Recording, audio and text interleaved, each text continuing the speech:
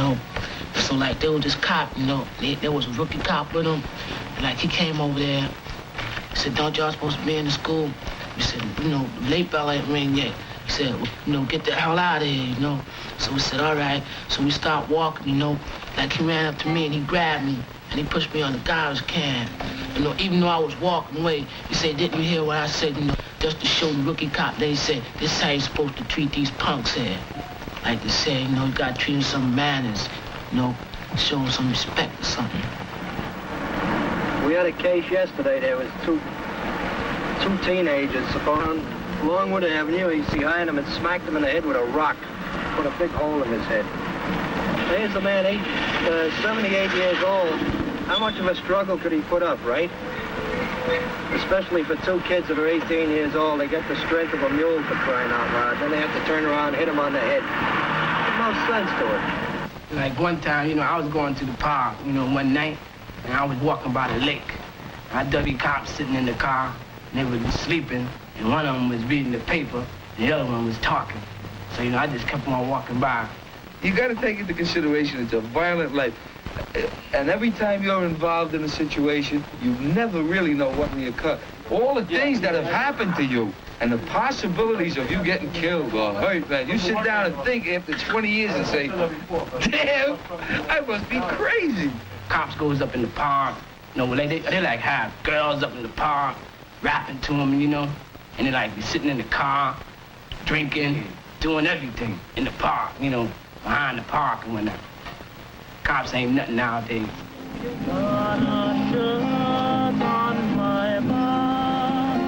This is Saturday morning, and these young men are waiting for a bus in front of the 41st Precinct House in New York City's South Bronx. Along with 10 patrolmen, they are engaged in an experimental police program, which, like other programs in other cities, is designed to narrow the gap between police and young people. The bus will take them for a weekend to a summer camp, away from the pressures of familiar territory, where they may meet informally. A group dialogue session is scheduled for later this night. With their permission, we have interviewed the police and the young men on the Wednesday and Thursday preceding, and we have filmed the weekend itself. Not to promote the program, but to understand the problems which have prompted it.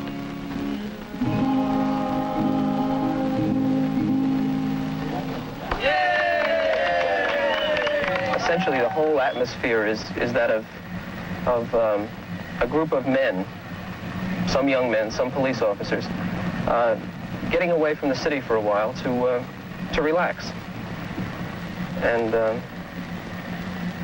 get to know each other a little better. What we try to do is to select those youngsters that we feel are opinion makers in the community, kids who play leadership roles, kids who influence the attitudes of other kids. For example, equally acceptable would be the captain of a local high school football team and the leader of a local corner gang, because in their own way, they each play a critical leadership role among the kids in the neighborhood. Many kids were reluctant to participate in the program because of their own, perhaps a fear of the police, perhaps a kind of general distrust of authority. And yet, obviously, these were the very kids who could be most beneficial in the program. The kid who is a bit distrustful, the kid who's questioning. I mean, look, man, one of these is enough. 5 is too much. It's enough. Now, what's your sister? She goes out tonight. What's she going to wear? The policemen who participated in the program were all volunteers. In other words, we didn't want the specialist. We didn't want the policeman who had been selected because of his sensitivity for youth. We wanted the guy who walks the beat, who operates the sector car, the man who has the problems with young people, because we felt his response and his input to the program would be real. That's what I'm saying. Please, y'all, let the bus go by.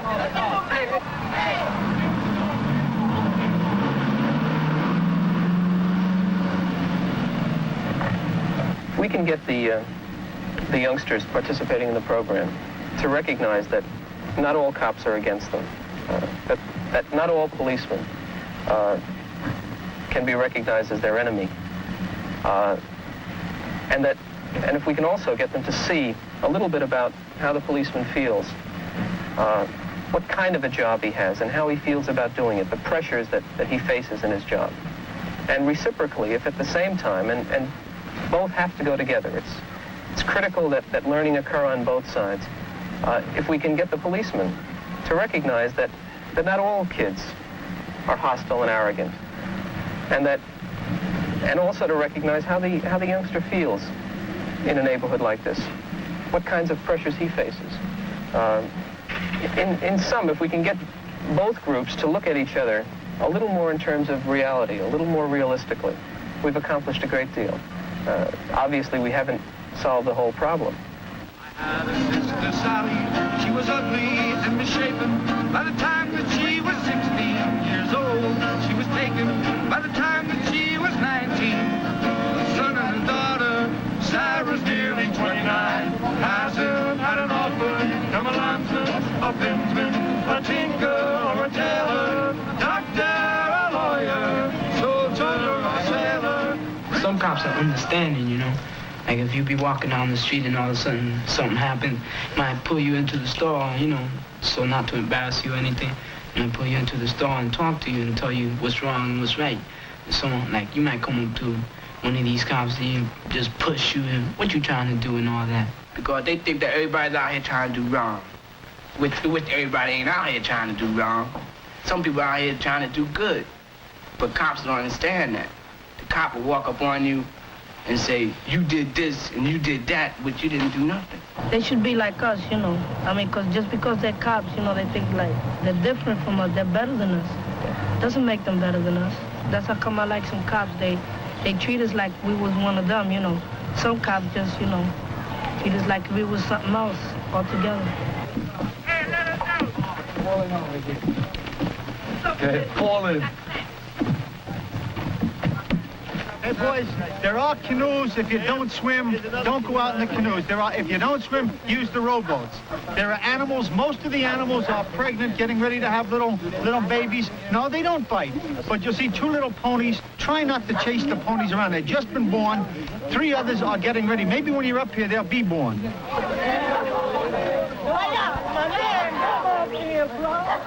Oh, LBJ. Hold on like this, booby. Like this.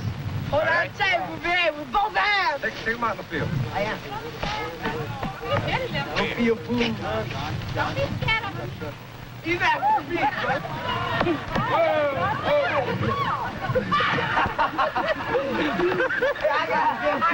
I rolled it.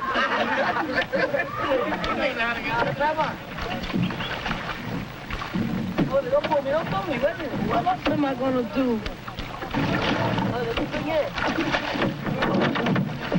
Right. Uh-oh. They're all broke. Huh? Help, man. Don't leave me here stranded. Oh, wow. I'm tired of this joke. You gotta help me now. Come on, just hold on. Come on, just hold on. You got it. Now, stand up. Stand up, huh? All right. You got a paddle for that? Or you lost that? I give up, man. I ain't pull it out. Like, you know, they stop you, and like, let's say I'm a colored guy, right? And it's a white cop. He gonna start, you know, laughing at you, cracking jokes. Like, if he would've caught a white boy, he wouldn't have done that. Now, you know, I'm not trying to say that all white cops are kind of like prejudiced, but some of them are. Some Spanish cops, I feel that they're better for me, you know. Why do you think that's true? You know, suppose they catch us, they won't rough us up, you know. Like, if they catch us, they just take us and bring us to the prison, and that's it, you know. I mean, you know, probably some other race, you know, cops from other races will do the same, but some won't. Some, they don't have to hit you, but they'll hit you anyway just to be spiteful. I don't believe it. Now, I'm not going to say I've committed myself by saying there's 28,000 cops and not everybody's 100%. There's got to be guys that are racist. That's not the issue. No. The issue I'm trying to bring about is that I would venture to say 99% of the cases, no matter black, white, green, yellow, orange, race is not an issue. You know, when like a Negro person get in trouble, you know, it's all broadcast or something. Or when a white kid gets shot or something, you know, everything is broadcast. When a colored kid gets shot, you know, he just got shot, and that's it, you know. He's just one loss, you know. That's one more they don't have to bother with. That's the way it is. You know? Because the white have money, you know. Some whites have money. Like, take Rockefeller, for instance.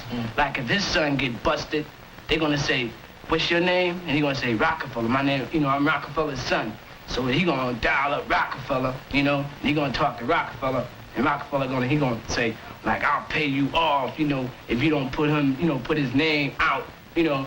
Like, take, what's that dude that got busted? His son got busted, Jackie Robinson. Yeah, his son got busted. And he couldn't do nothing, you know, because even though he was a great baseball player, they called him up, and they still scandalized his son's name all through the paper that he was shooting drugs. But everybody who's white isn't a Rockefeller. No, I'm just saying, you know, money talks. Well, it's your pick. I just took the lieutenant. Okay, I'll take this fellow over here with the fancy vest. Is there anybody out Rancher Hill who will take him next? Don't pick him. Patrolman Curran, would you like to play? I really would, yes. Okay. Okay, you got him, Gallagher. No. This is a friendly game, I hope. Yes, not one of those vindictive things. All right, I go. There's no Coke bottle. What's your name again? Here comes Stan. We got George. Now you got a winning team. George, you're the catcher. Can I play? The guy with the glove. Can I play? I got catcher. Oh, no, I got Emmanuel.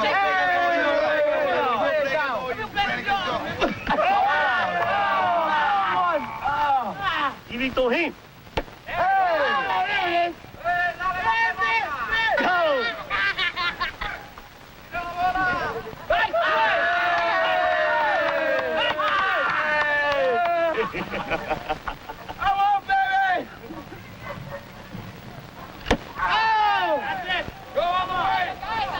Home run! Come on, Richie! Hit down. Come on! On the way!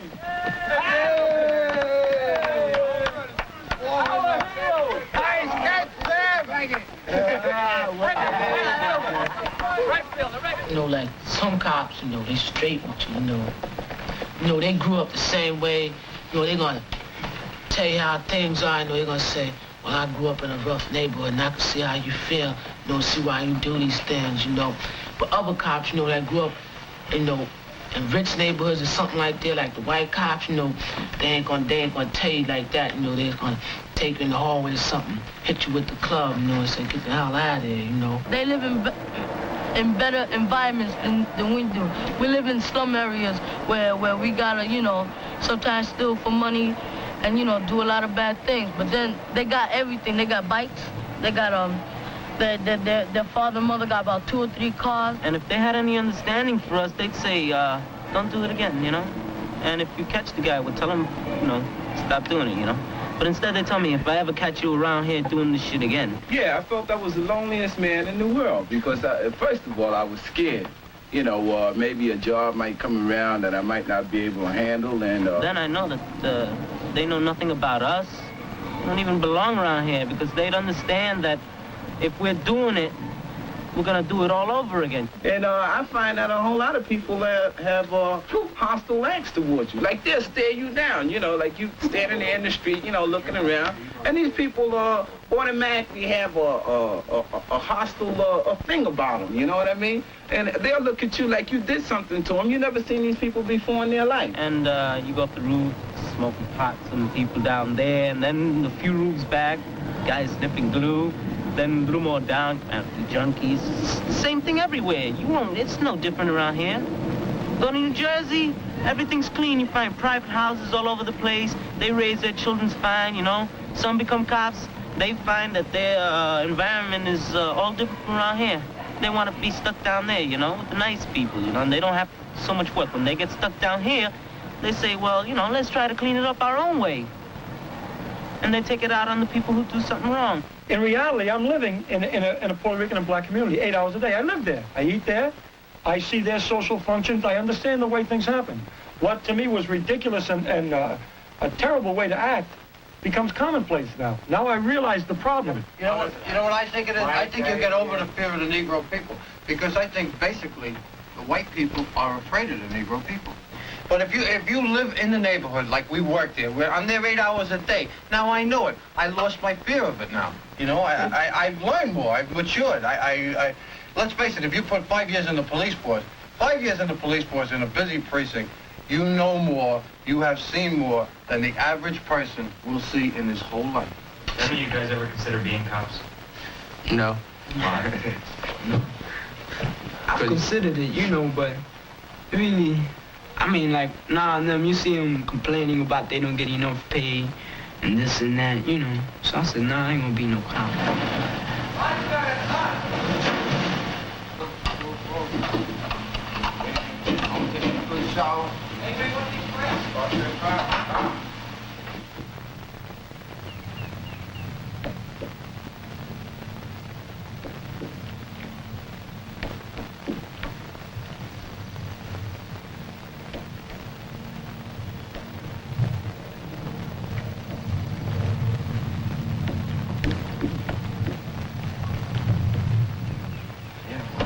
Like a lot of cops, you know, they like to throw their weight around, you know. Yeah, beat on them, true. like around our school, man. What school is that? 136. What about 136? They got about 4 or 5 rookies walking around there, 3, 4, I don't know. And you know, there's one rookie and one patrolman, you know. And like this guy, the patrolman, he's always like, he sees somebody, you know, like they do, you know, like pick up a piece of dirt off a car, you know, like he wanna fight him and say, you know, like I'm gonna put my foot up all your black ass and all, and call us niggas and everything. And you know, like you better get your black behinds in school, you know. And I don't like it, man. Did you ever think that maybe he's real new to the job and he might be scared? He don't know what he's doing? You move in a new neighborhood, you're gonna have your problems. Well, that guy is brand new to your neighborhood, don't know nothing, don't know how to act. You might be the first Puerto Rican guys you ever seen, or the first Negro guys you ever seen. Not impossible in New York City. We're getting guys from Rye, New York, we're getting guys from upstate, even guys from Pelham Bay, never associated with no Negroes or Puerto Ricans. Okay? I know my first night, when I first got to the precinct, they put me out at the school, special to what school? That's Avenue St. John and... PS52. Avenue St. John and Kelly Street? Right. Right. I took 2 guns out there, because we all heard the 41st precinct. It was terrible, and I was scared. And I walked around the street with 2 guns and felt like a damn fool. What am I going to do with 2 guns? I didn't even need 1. All I had was a bunch of kids playing ball in the schoolyard, and before I even had to tell them to go home, they were gone. But you're pretty scared and pretty lonely. Because what they teach you in the academy is not like it's out in the street. Maybe up in the 45th precinct where things are nice and it goes nice, but in a 4-1 precinct, it's a different world. And when you go out there, you're scared because you don't know what to do. People come up and ask you questions. You stand there like an idiot. Well, gee, what do I do now? You know, you really don't know. It takes experience. So when you first go out there, you're like a lamb, put right out to slaughter. They send you right out in the street and they say, you make the decision, and you stand there like an idiot. What am I going to do now?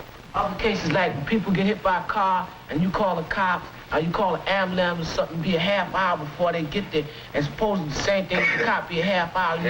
You don't know where he'd be at. The police and the... So both of them. Can I answer that? Can I Nah, man, on 100.6 Street, answer that.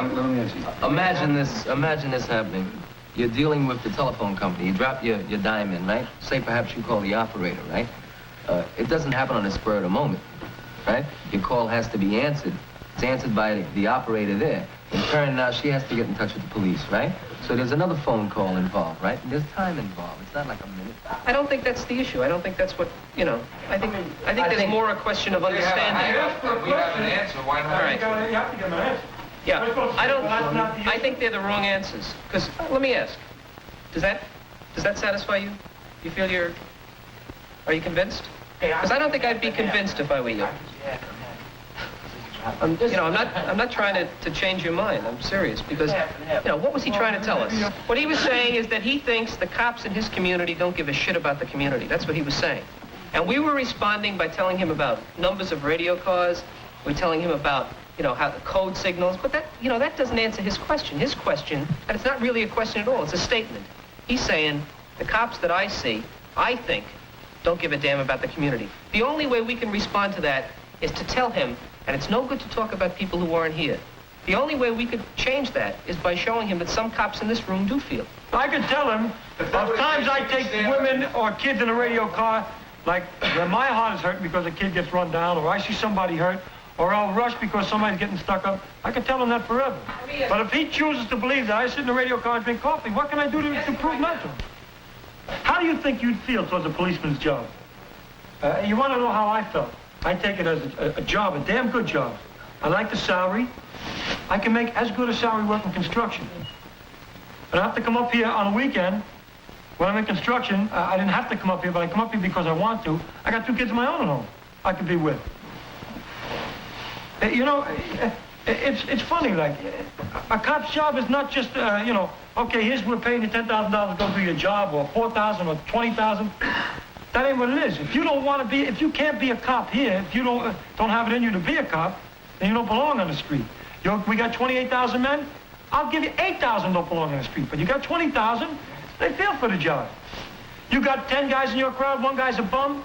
The lady across the street says your whole crowd is bums. What are you gonna have to be a good cop? There's only one thing you gotta have to be a good cop. You gotta have a heart. But you gotta be, at times, you gotta be a bitch. At times, you gotta come on like a mean man. Oh, you told me once, I know. If I passed you, I'll tell you, now, and I feel toward the job. If I passed you and told you, come on, fellas, move. Okay, officer, we're moving. Straight, right? And I walk away and I come back a half hour later and you didn't move. Oh, I look like a damn dummy. And when I come now, I'm gonna tell you move, or I'm gonna put my foot in your ass. And if you think I'm wrong, you're wrong, bro. Well, you don't have to move. Why do you think? I came by, I said, listen, fellas, move. Okay, now we ain't did nothing wrong here. I mean, like, we're just standing there, you know. Now, what reason is that to put your foot up on it? I asked you to move. Okay, right? now. You said, okay, boy, I'm gonna move. Now I come back later, you're making a fool out of me. And I got a face to keep up. Like, if they put me on a block, and I tell a bunch of guys to move, and I come back on that block and they didn't move, it's gonna be tougher for me to move you tomorrow. Respect from them. Twice as hard to move me the next day if I don't move him. You know, they're gonna say, that punky cop, man, we shit all over him. We tell her he's nothing. But what I'm saying is I don't like the idea of, you know, like, hitting them. I mean, like, unless he hits you, I don't go along with that. If I come by and ask you to move, and you say, I'm gonna move, and then I come back later and you didn't move, now what do you have over? Supposing it was you to me. Now, how do you move me now?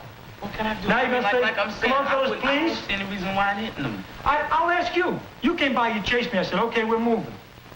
Now you came by a half hour later and we're still in. Now, how do you move me? Just tell me, how would you move me? I really don't know, man. Well, I told you, there's only one way to move after I already was nice. The only way to move now is to threaten you. And plus, if you don't do it then, when I threaten you, I got no choice but to do what I threatened. Otherwise, I really finished. What I think you're getting at is that a cop takes care of his own. Right. In other words, cops protect cops. I mean that a cop has more authority than you, because he is a policeman. What do you mean, more authority than... Yeah, he is a bit higher than you, because he is regarded as your protector. Yeah, he's regarded as your protector. He's supposed to be all good. He's someone to look up to. Right. Right, he's supposed to be God. And yet, when you say something against him, it's your words. Something lower than him against his words, something higher than him. No, you have a misconception there. When he goes into court, now when he gets up there and testifies, I saw this man do this, right? Now, the guy gets up and says, that cop is a liar. Because that's what it comes to in court. When you testify in court, it's your word against the other guy. How come sometimes that guy wins?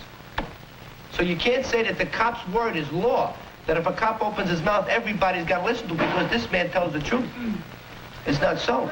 The courts don't believe it, and you shouldn't believe it. You know, here's a fellow who says that the cop is a man who's higher than you, someone whose word is believed, someone who can screw around with him and have immunity. We're talking about my being above him as far as authority goes, because when it comes right down to it, my word has to go above his, because if I tell him to move and he tells me no, what am I supposed to do? Am I supposed to walk away?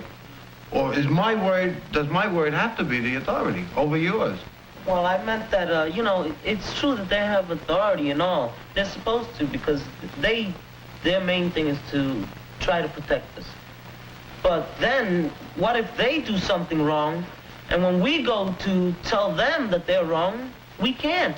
because their authority is higher than ours, and ours has nothing against them. It's not that you can't, you can. Yes, we can. But how do we know that it can stand up to whatever you say? It stands up. All I can tell you is it's the truth. It stands up. Don't go to a cop. Don't go to a cop. Go to a higher cop. Right? I have a boss. Call downtown. Right? So now my authority has a higher authority. Tell you what, invent the complaint, see if they don't listen. Invent the complaint, put a complaint in Invent against one. me. Drop it on my name. Without nothing. And see if they don't And listen. see if they don't listen. See what happens. 10 hippies in Central Park smoking reefer, right? And then there's 10 Negroes of Puerto Rican smoking reefer in Katona Park, right? And you call a cop. Who you think they're gonna go to first? Who you think they're gonna pick up first? All you're getting at is that you feel there's a certain amount of prejudice. Yeah. Right? Yeah. You're right. So, you know, like one day, like I was coming up on 167th Street in the concourse, you know, getting off the train by the courthouse. I was going to see my probation officer. Like, you know, there's a YMCA, and so, like, about 10 hippies came out the YMCA, you know. So, like, they jumped me, you know. You know what the cop did? He grabbed me like this hand, he threw me on the car. How come he didn't pull down? Can't answer. Can't answer. I wasn't there. I wasn't there. Grab down for him. Yeah, but he grabbed me and he threw me on the car. He was wrong, but I wasn't there. weren't there. And so, like, my mother took me to the precinct, and she's talking to the captain, and the captain said something, and he said, drop it, throw it out the window like that. Why Now, do you know he grabbed you out of the other kids? I don't know. What are your feelings? All the other kids white? Yeah, And why do you Cop feel- white? yeah. Cop was prejudiced. You know, that's what I mean. The kids are prejudiced against the white cops, you know, the colored kids are prejudiced against the white cops, and the white cops are prejudiced against the colored kids, you know. You know, like, if a colored cop walk up to a bunch of colored kids, you know, and he tell them to move, they move, right? But like, if a white cop would walk up to a colored kid, you know, they stand up there, you know, give him some beef, you know. Give him a hard time to go, man. Why? Because he's white, you know, they prejudiced. You know, there's prejudice on both sides. What do they think when they do that? Well, what does a Negro kid feel when a white cop tells him to move? Well, you know, we feel like I ain't no slave, you know, and I ain't gonna let him tell me what to do, you know. He not my father, something like that, you know. Yeah, so I can stand, you know, it ain't his property like that there, you know. He gonna stand there, you know, and he gonna back to him, you know. When a Negro cop talk to you, you know, like, you feel like he telling you for your own good, you know. Like a white cop, you walk up and you say, move. And he tries to tell you the same thing. You say, nah, you're not my father. I'm not going no place, right? That, you know, that's what I'm trying to say. There's prejudice on both sides. Do you think you can answer me a question? Feeling the way you do, like you're just saying about the colored cop and the white cop. Now, knowing Mike, Bimbo, Sam, and myself, now, if the whole group is were on a corner and we got a job that we had to chase you know, but just had to make it someplace else. If we were to come over and to ask you to move, would you move or would you stay? If I know you right, you know, I ain't gonna stand up there, you know, and make a fool out of myself, you know, I'm gonna go on. You know, like I know you now, you know. Like if something like that happened, you know, since I known you, I'd move. You know, you told me how you feel about it, and I told you how I feel about it, and we sort of like understand each other. Now, you see me more as a human being.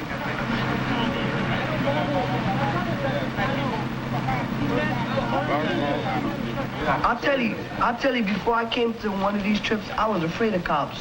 I wouldn't dare say anything in front of a cop, because I think he'd bounce me all over the board. And I'm still scared of cops, but you know, I have more understanding to what they're doing. You know, because they show the cops aren't all bad.